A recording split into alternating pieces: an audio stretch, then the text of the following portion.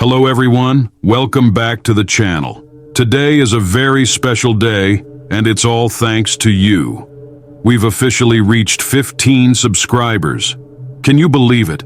I know 15 might not seem like a huge milestone to some, but to me, it's absolutely amazing. Each and every one of you has played a part in bringing this channel to life. Whether you've been here from the very beginning or you've just joined us recently, your support means the world. Thank you so much.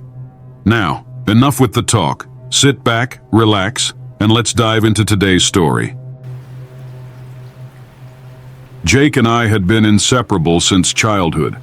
We were partners in crime, always finding trouble but somehow managing to talk our way out of it. His charm, humor, and ability to light up a room had always made him the center of attention. People gravitated toward him, and I, by default, became his wingman. It was the perfect arrangement. We had our plans, our future, and we joked about growing old together, sitting on rocking chairs on the porch, reminiscing about our reckless youth. But that all changed on a cold, rainy night a year ago. We were at our usual spot, an old dive bar tucked away in the city's forgotten corners. Jake had been in one of those moods, the kind where he ranted about his life. His job was suffocating him, he said. The monotony of it all, the empty meetings, the corporate bullshit, it was wearing him down. "I need a change," he muttered, his face serious for once. "I just don't know what's next." I tried to cheer him up, joking about him running away to a tropical island or starting some ridiculous business. But he just stared into his drink, the weight of his thoughts heavy on his shoulders. The next day, he vanished. I didn't think much of it at first. Jake had always been one to retreat when the world got too overwhelming for him. I thought he was just taking time to clear his head, but days turned into weeks, and weeks into months. His phone was turned off, his apartment empty. I filed a missing persons report, but the police said there was nothing suspicious. No signs of a struggle, no unusual activity. It was as if Jake had simply walked away from everything. His family, his sister especially, mourned, but they also seemed to accept it. They had their own lives to lead, their own ways of moving forward. But not me. I couldn't let it go. I couldn't accept the idea that Jake, my best friend, would just disappear without a trace. There had to be something more, something I was missing. It wasn't until months later, when his sister reached out to me, that I would learn what that something was. She had been cleaning out his apartment when she stumbled upon his old laptop. It was a piece of junk, barely functional, but she thought it might contain something worth looking at. She handed it to me, almost as if she had been waiting for me to take it. "Maybe you can find something," she said, her voice hollow. "I don't know what to do anymore." I took the laptop home that night, not expecting much. But when I powered it on, I saw something that froze me in my tracks. An encrypted folder titled Haven. There were no files, no photos, just an old, disorganized set of links. The moment I saw those links, I knew that I had stumbled upon something far darker than I had ever imagined. Jake's laptop was my only lead. But the more I explored it, the more I realized how little I truly knew him. He had always been a mystery, a book I could never quite finish. But this was different. I spent hours trying to crack the password to the encrypted folder. It wasn't easy. Jake was paranoid about his privacy, always careful about what he shared. But after several attempts, I finally broke through. The folder was full of strange, disjointed files, lists of usernames, cryptic notes, strange encrypted messages. It was clear Jake had been involved in something that had led him to disappear. There was a strange pattern to the files. Some were messages from someone named Voidwalker, others from Auction Admin, and a few more from people I didn't recognize. One of the last messages Jake had read was a warning. "You're getting too close to the truth. Walk away before it's too late." I had no idea what any of it meant. But one thing was clear. Jake hadn't left because he wanted to. He had gotten involved in something far too dangerous, and now it was pulling me deeper. The next thing I found was a series of links, dark web addresses, each ending in .onion. I had heard of the dark web before, of course, but I never thought I'd be diving into it. Yet, here I was, with no choice but to follow the breadcrumbs. The first link took me to a forum, but not just any forum. This was Haven, a place where people gathered to discuss things that should never be discussed. The topics ranged from conspiracy theories to outright criminal activities, but one thread stood out: missing persons auction. I didn't want to believe it, but as I clicked through, I found a list of people. Each one had a description, an auction starting price, and a countdown clock ticking away. The descriptions were chilling, listing physical attributes, behavioral quirks, and even medical histories. But the most horrifying thing was the photos. Clear, full-color images of people, some of whom looked like they had been forced into submission. And there, at the top of the list, was Jake. The auction had already started. The starting bid for him was 30 Bitcoin. I felt sick, nauseous. It was Jake, his messy hair, that half grin that always made him look like he was hiding a joke. His eyes were wide in fear, his body slumped, as though he had been captured. I immediately contacted the authorities, showing them everything: his listing, the forum, the dark web links. But they dismissed me. They told me it was a hoax, that these things happen all the time on the dark web. People troll. They make fake listings to mess with people. But this wasn't fake. I knew it. No one believed me. The dark web wasn't just a place for criminals to lurk. It was a world in itself, one that operated by rules I didn't understand. I tried to get more information, digging deeper, using every trick I knew. But I was in over my head. That's when I found Voidwalker, a name that had appeared multiple times in Jake's files. The user was notorious on the dark web for dealing in secrets. If you wanted to find someone or something, Voidwalker was your man. At least that's what I'd read. I messaged them, desperate for help. I offered money, anything to get Jake back. I didn't care how much it cost. A week later, I received a reply. "What's your price?" I had no idea what I was getting into, but I agreed. Voidwalker's price was steep, far more than I could afford, but he knew what he was doing, and he had access to places I couldn't even fathom. He provided me with a new encrypted link, one that would give me access to a hidden part of Haven, a black market dealing in human lives. The auction for Jake was set to begin the following night. I had no time to waste. I joined the auction's private room, a chat where potential buyers and sellers gathered. The conversation was cold, calculating, and devoid of empathy. I watched as people discussed prices for flesh and blood, as though they were negotiating for antiques. Then came the auction.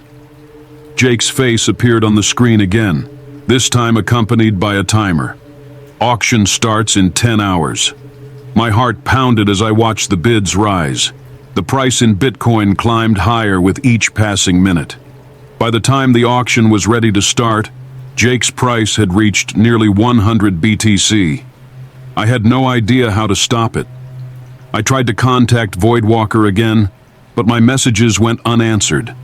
I was alone in this, a puppet in a game I didn't understand. The night of the auction arrived.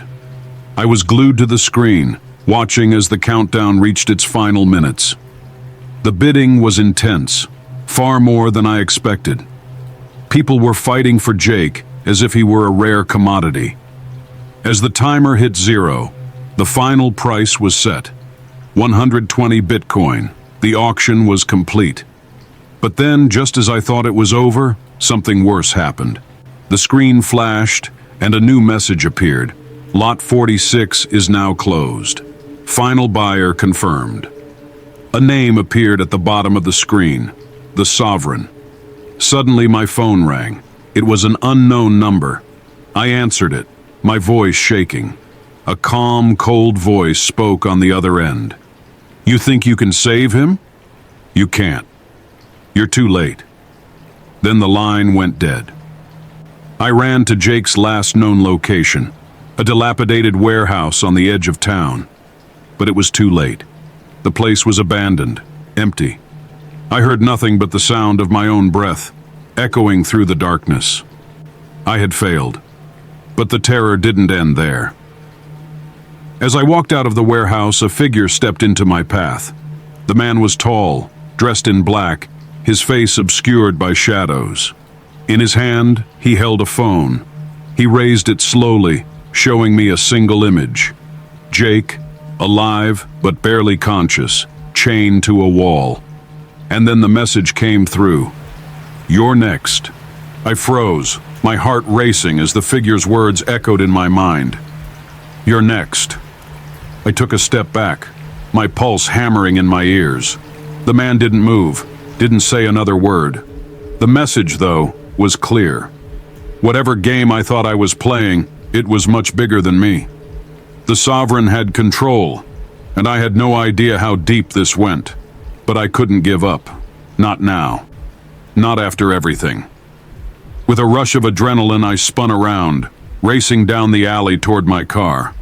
The figure didn't follow, but I could feel his presence, as though he was watching every move I made.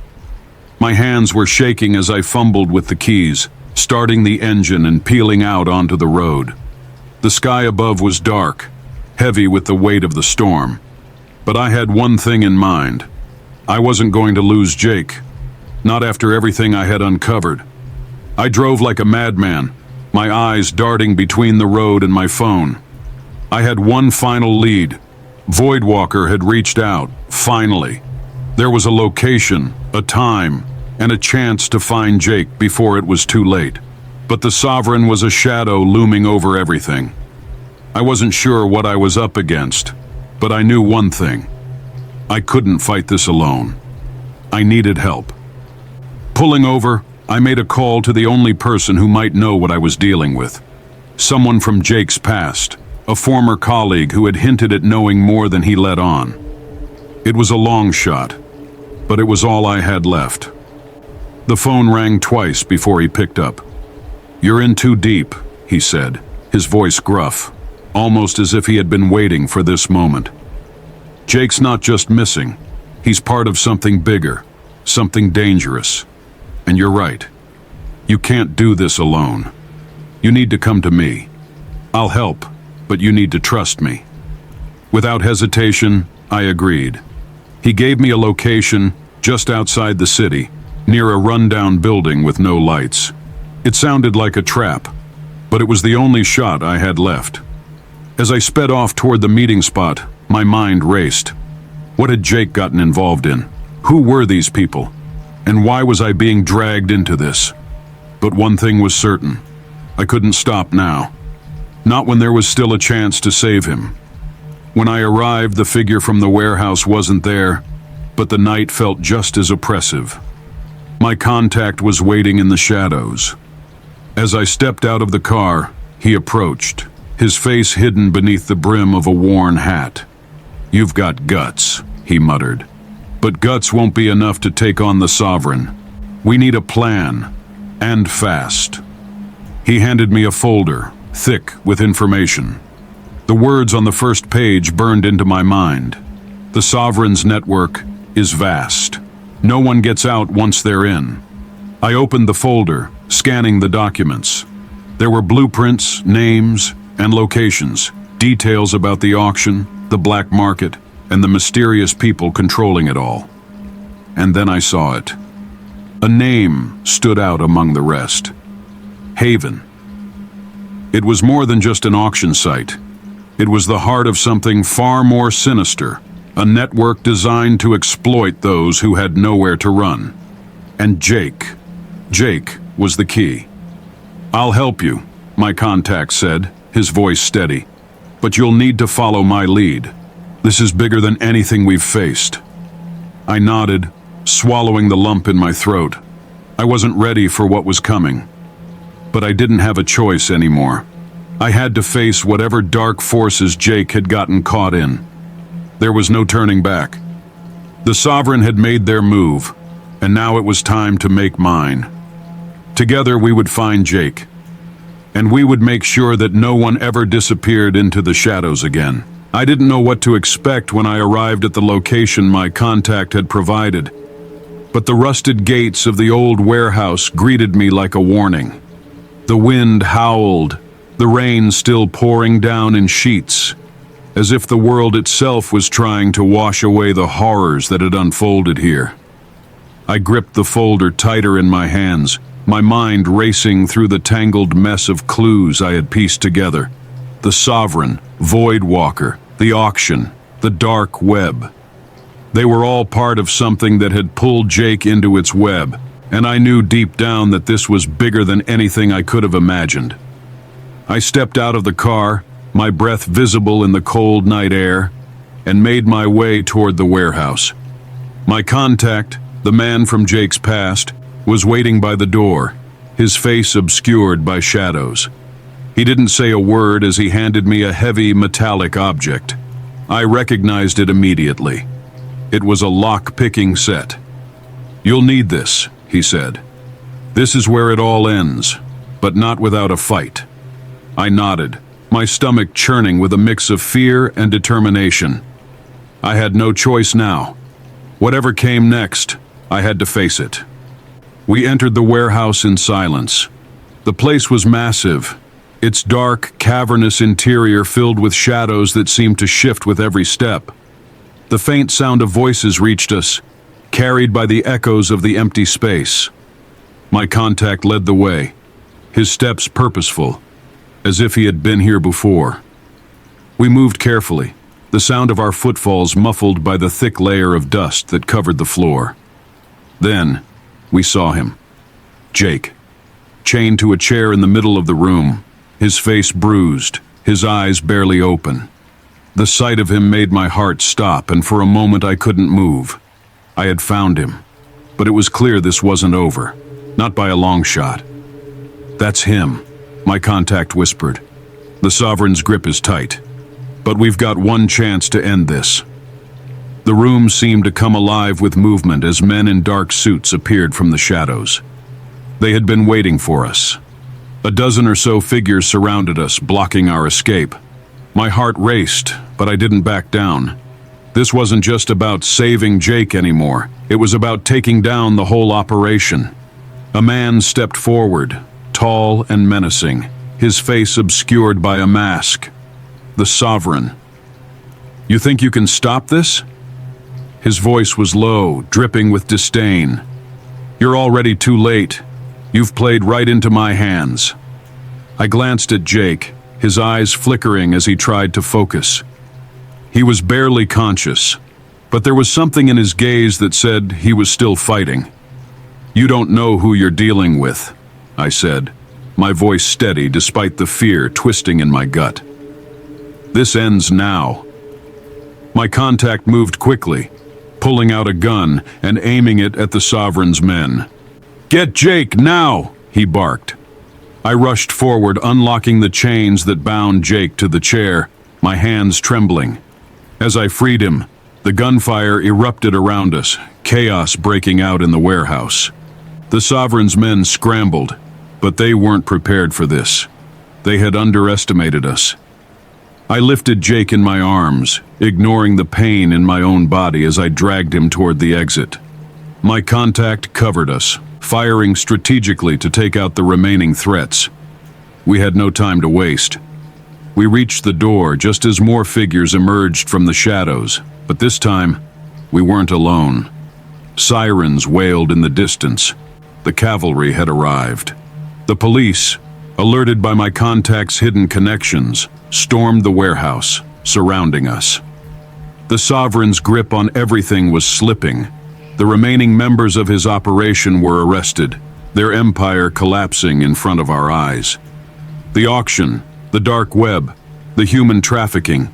It was all exposed. And as the last of the men were taken into custody, I turned to Jake. He was barely standing, his body weak, but his eyes, the same mischievous spark was still there. "You came for me," he whispered hoarsely. "I didn't think you'd... after all this." "Of course I came for you," I replied, my voice thick with emotion. "You're my best friend. I don't let go of people like you." Jake managed a crooked smile, one that reminded me of our reckless youth. "We've still got time to sit on that porch and rock in those chairs, right?" I laughed, but the sound was tinged with relief. "We've got all the time in the world." As the sun began to rise, casting light over the ruined warehouse, I knew that the fight wasn't truly over. There were still shadows to chase, secrets to uncover. But for now, Jake was safe, and I had my best friend back. And for the first time in months, I felt like I could finally breathe.